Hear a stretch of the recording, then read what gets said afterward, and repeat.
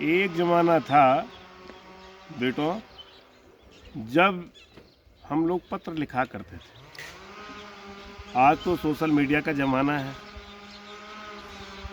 Internet हो गया, WhatsApp हो गया, इंस्टाग्राम हो गया, फेसबुक हो गई। लेकिन वो ज़माना था चिट्ठियों का। और जब हम पत्र लिखते थे तो उसमें ये ज़रूर लिखते थे कि शरीर माध्यम खलु धर्म साधनम। पहले शरीर की रक्षा, तत्पश्चात अन्य दैनिकी कार्य। वास्तव में इस संसार रूपी यात्रा को तय करने के लिए शरीर एक माध्यम है और यहीं से स्वस्थ शरीर की परिकल्पना प्रारंभ होती है। अगर शरीर स्वस्थ है तो सभी कार्य सही ढंग से हो जाते हैं।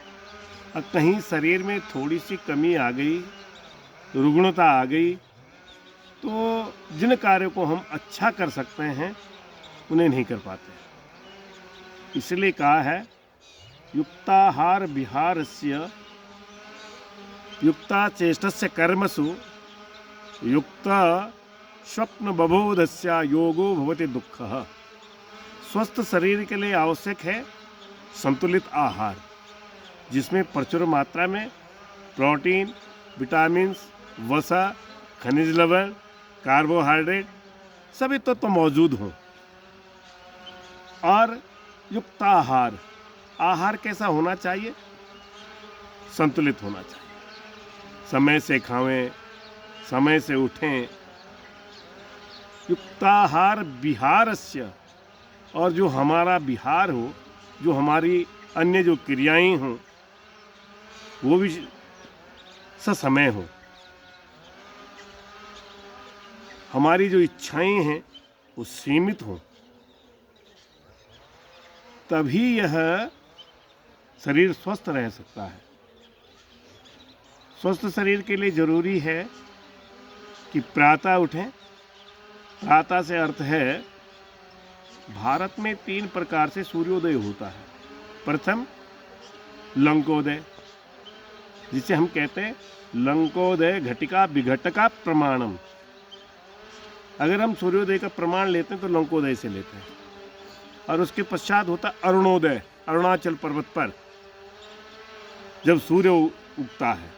और तीसरा होता है सूर्योदय। तो हमें लंकोदय के समय पर जागना चाहिए, जिसे हम ब्रह्म मुहूर्त भी कहते हैं। उससे हमारे समस्त दैनिक क्रियाकलाप ससमय हो जाते हैं। पूरा दिन बहुत अच्छा रहता है, शरीर में एक ताजगी रहती है, प्रत्येक कार्य करने के प्रति हमारी एक नई उमंग, एक उत्साह और क्रियाशीलता बनी रहती है। तो प्रातः उठना बहुत ज़रूरी है। आजकल हम देख पा रहे हैं कि ये जो नई जनरेशन है, नई जो पीढ़ी है, इनका समय प्रकृति से ठीक विपरीत है।